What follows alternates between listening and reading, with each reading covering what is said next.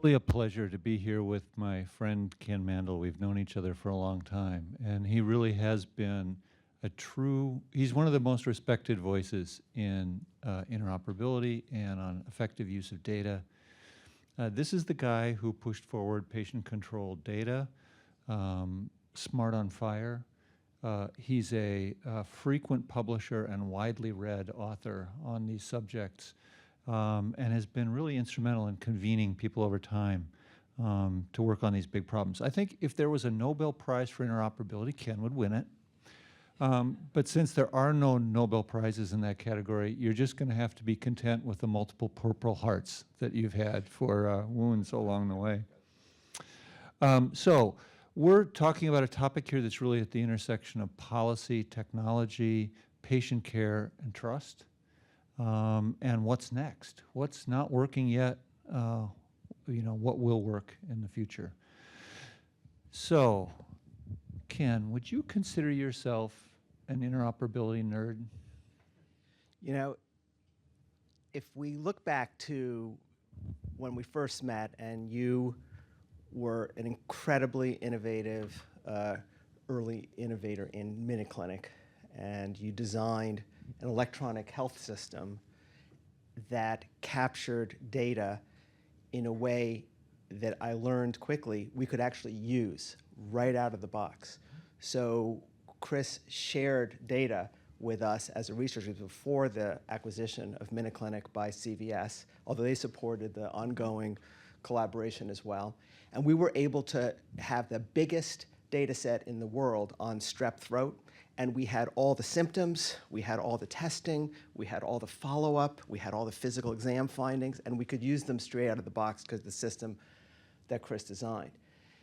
I'll tell you that if I were to do that, if I were to try to do that with a standard electronic health record data set to look at the predictors of the outcomes of strep, I would have to start with a computational project, reading the notes and trying to understand what the doctor's thinking was, what they did, extract the symptoms from the notes.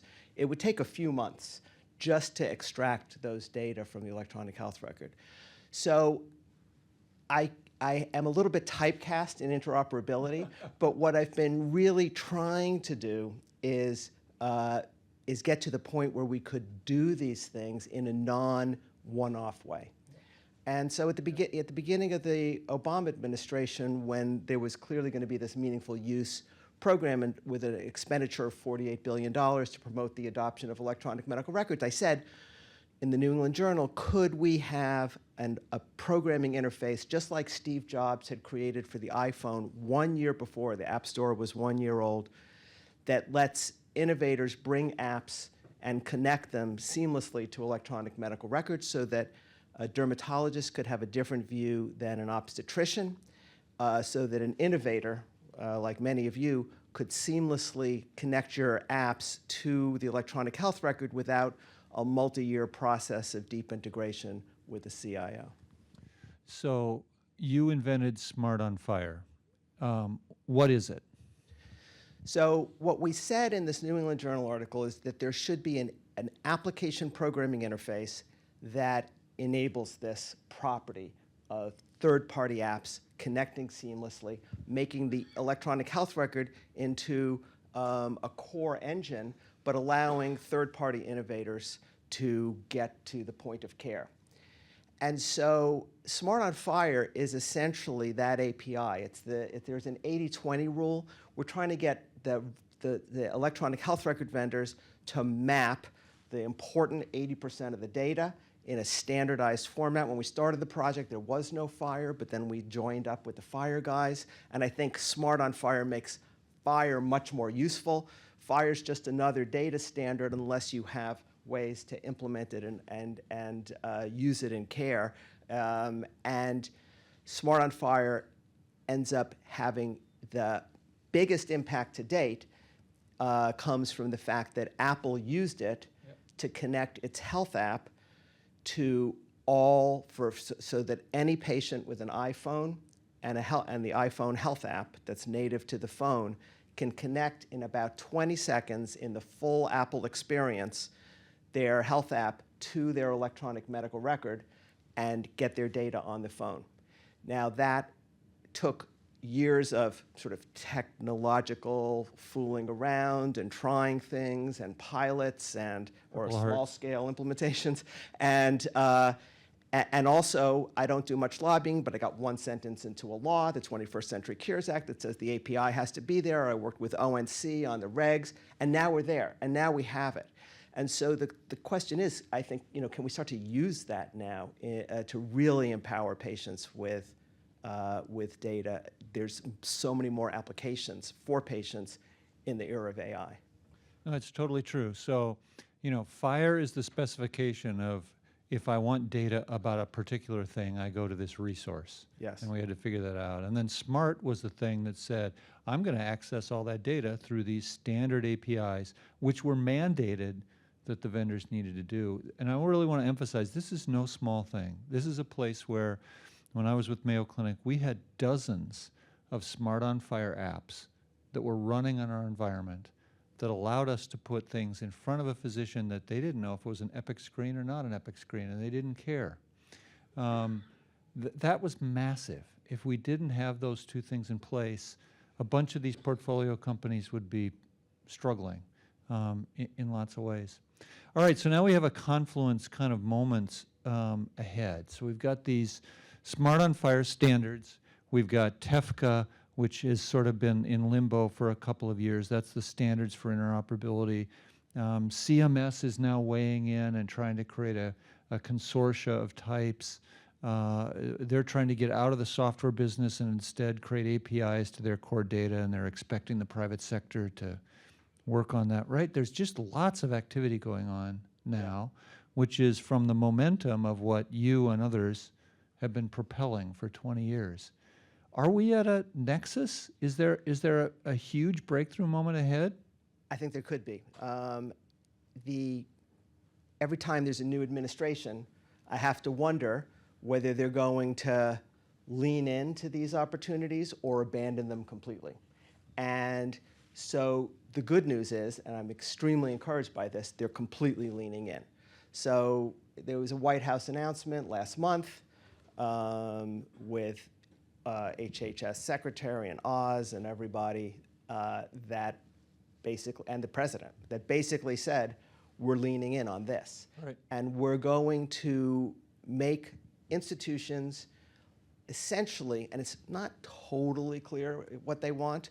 People are really trying to define this, but basically, they want institutions to light up on a network. They're going to, the CMS is going to create a provider directory that's authoritative, they say. They want that light up on a network, and they want you to be able to get all your data, all the data for a given patient from all over the place to that patient.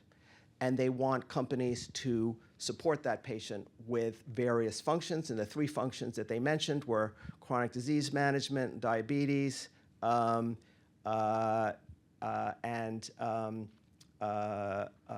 kill the clipboard, so that what people have been talking about for 4 or 5 decades. So you show up to the doctor, and the doctor already knows all the things you've told everybody else. So they have some sort of low-hanging fruit apps that they want. And then this could become very important, though, because right now it's like, well, who would do this? Why? It's a pledge. Do pledges work? But what I've heard is that this could become a condition of participation in CMS, that you're participating in one of these networks. That's very serious. And that would require a regulatory or maybe even a statutory change for that to happen, right? Yeah, but I think that's well within a short-term capability of CMS is to require that. I don't think that would require a multi-year regulatory process. So you're painting a picture of kind of unstoppable kind of movement in the right direction in our ability to get to interoperability.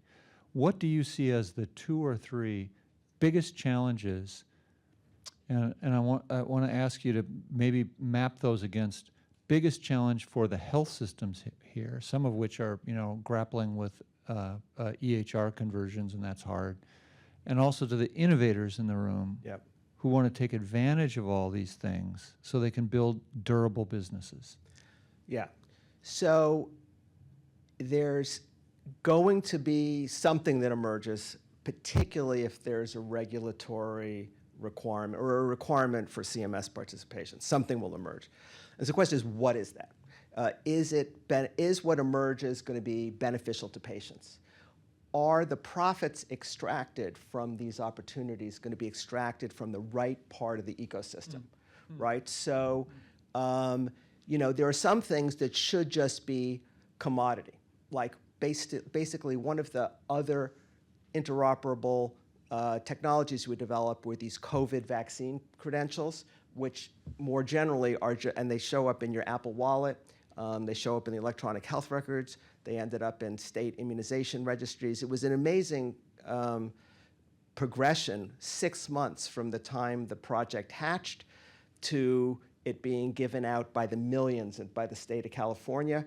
Zero, there was not a business behind it, there was not the government behind it, there was not a standards organization behind it. It was a pure grassroots, there was a perceived need for COVID vaccine credentials at that moment. Whether people still think you need them, that's another story. But at that moment, there was a wide-scale perceived need. So that happened. So the question here is, how do we, and those are free, right? So, so that competed, for example, with Clear. So do you really need to charge a lot of money to have a little QR code show up in your Apple Wallet? Turns out, no. So that's an example of some place where let's extract the value from the right parts of the system and build the kind of machinery into the interstices to allow that to happen and to create the market that we want. So, but let's dig down here a little bit. So let's do the health system side of it. Yep. They all want to participate in this rich environment, which Yep. gives them access to data. It allows them to treat their patients more seamlessly, blah, Yeah. blah, blah. There's just an enormous amount of value.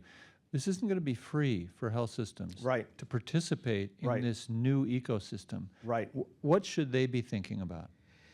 They should be thinking about the value that may accrue to them back. So right now, the data that could flow, and the initial use cases are one patient at a time, but I would be shocked if CMS didn't start to move this to population level data for CMS quality metrics and things like that, data on populations.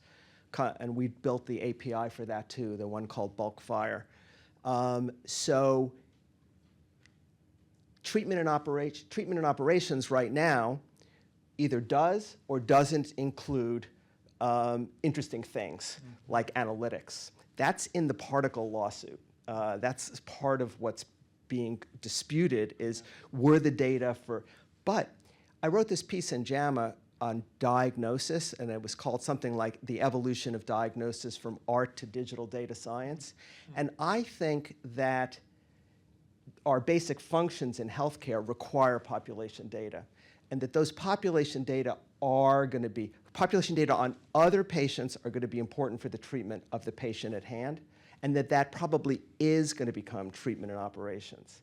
And so there's both, yes, a kind of unfunded mandate that will be there to participate, but potentially a stick on the other end rather than a carrot.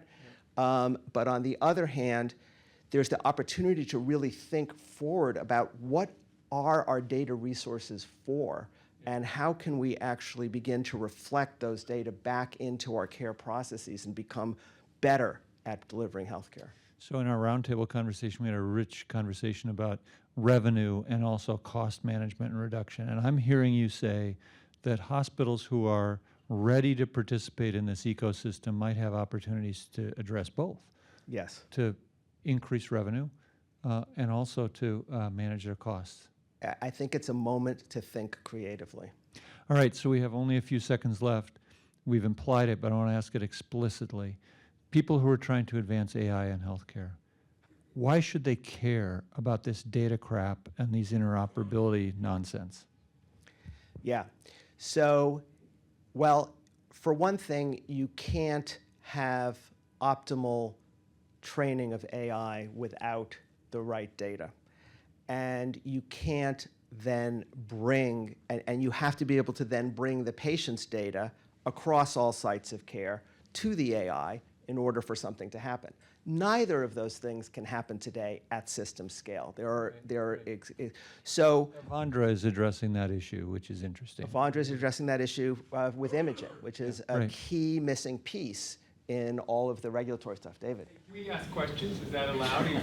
We just ran out of time, but we'll do what you So, want. Ken, first of all, your work is amazing, and we should give you the Nobel Prize on interoperability. And I, too, can't believe in this political world that we live in that interoperability has stayed a bipartisan. 'Cause It's amazing. It's amazing, thank the Lord. Yes.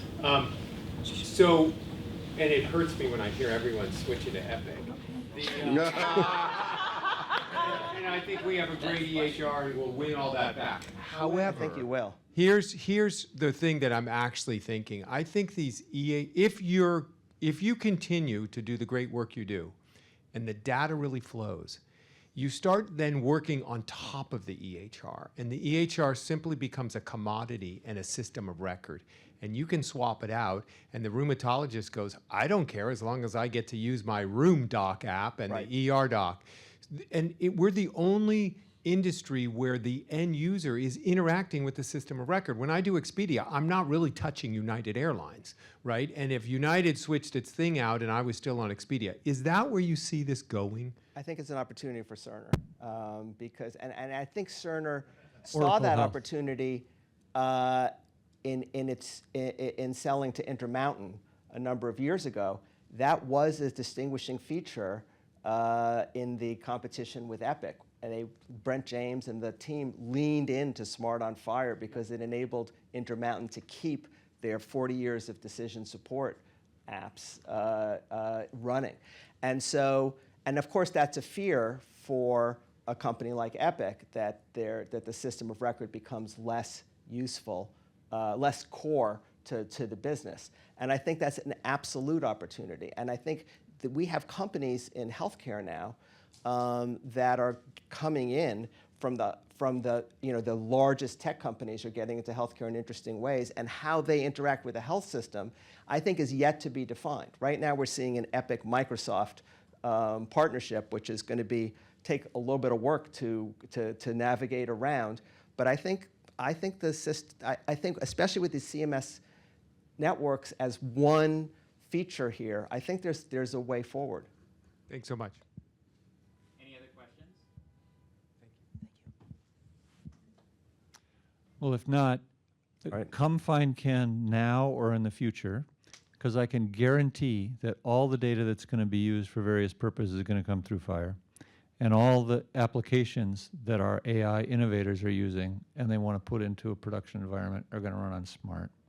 And when that happens, just give a little thanks for Ken. Thank you, Ken. All right, thank you.